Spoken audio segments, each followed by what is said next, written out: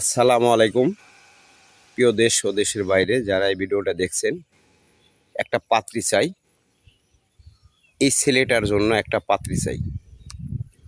ভাই, আপনি সংসার করার জন্য একটা পাত্রীর দরকার, তাই না ভাই? হ্যাঁ ভাই, আচ্ছা, প্রথমে আপনার কি সংসার ছিল না? সংসার ছিল না, মনে করি সংসার ছিল। হুম। মনে করি আমার ওয়াইফটা মারা গেছে। আচ্ছা, আমার কতদিন আগে বউটা মারা গেছে? এই মনে করেন বছরানি বছরখানেক। বছরানি আচ্ছা, যাই হোক, আমার একটা সংসারের একটা মেয়ে একটা দরকার। জীবন সঙ্গিনীর দরকার, আপনি একটা মেয়ের দরকার, তাই না? হ্যাঁ, আচ্ছা, কিরকম মেয়ে হলে আপনার পছন্দ? মনে করেন যে সাম্বাইলে চলবো।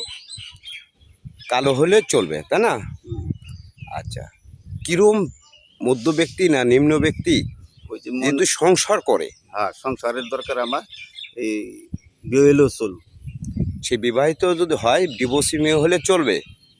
হ্যাঁ, আচ্ছা, তে ভাই, সংসার করার জন্য এভরিওয়ান, এই সংসার করার জন্য এই ছেলের একটা পাত্রীর দরকার।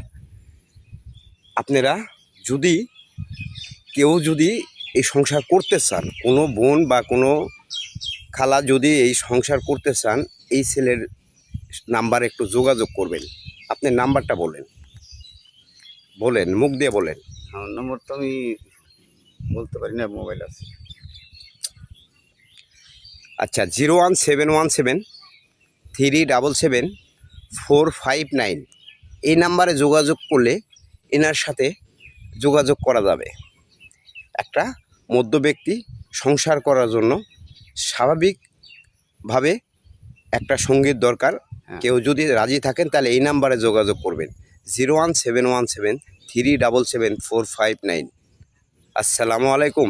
দেশ ও দেশের বাইরে আমার ভিডিওটা দেখছেন, আপনাদেরকে অভিনন্দন ও শুভেচ্ছা জানাই। আসসালামু আলাইকুম।